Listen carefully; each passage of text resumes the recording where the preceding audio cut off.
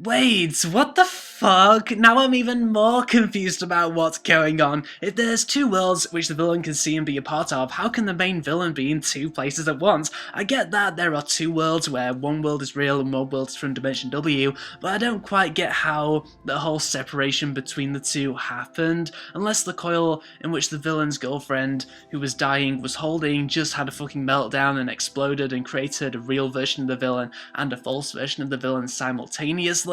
That would probably explain everything that just happened, maybe. So in episode 4 of Dimension W, we get a wrap up of the whole story which was started in the previous episode where a guy mysteriously died in a hotel and all these ghosts start appearing around the hotel, and Kiyoma and Mira are tasked with finding the illegal coil which is causing all of this supernatural stuff. So I guess the supernatural stuff is actually science fiction stuff because it's all coming from the coil. I suppose it is, considering the ghosts aren't actually ghosts, they're animated water being controlled by the illegal coil. Scary. So Mira escapes from the Dimension W world and she goes back into the real world, where she tells Kiyoma about where the illegal coil is.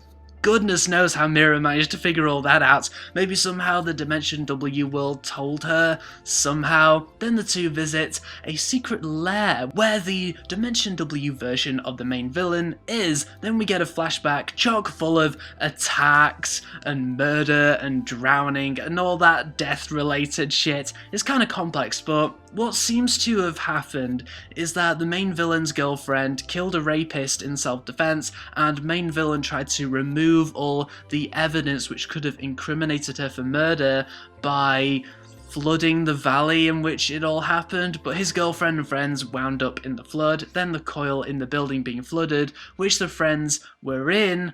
That coil erupted for some reason. So why did the coil erupt? Did it somehow not like the situation it was surrounded by? I mean, it was pretty bad, but so confusing. And don't get me started on how Mira managed to figure out that the ghost main villain's perception was false somehow, and that his girlfriend is actually alive somehow, and all he can see is the scenario where his girlfriend died somehow. What the absolute fuck? So yeah, this was a very confusing episode, and quite a few things did not make sense. While this anime tried to make all the confusing stuff entertaining to watch, it did distract me from all the action, all the really badass action, like when Kiyoma's fighting off the water zombies. I kept on thinking about what the hell was actually happening in the wider context here. Oh well, I'm sure some people will understand this episode way better than I have attempted to, but I still appreciate that Dimension W is trying to be creative with its subject matter. Apparently the next episode has something to do with Africa, so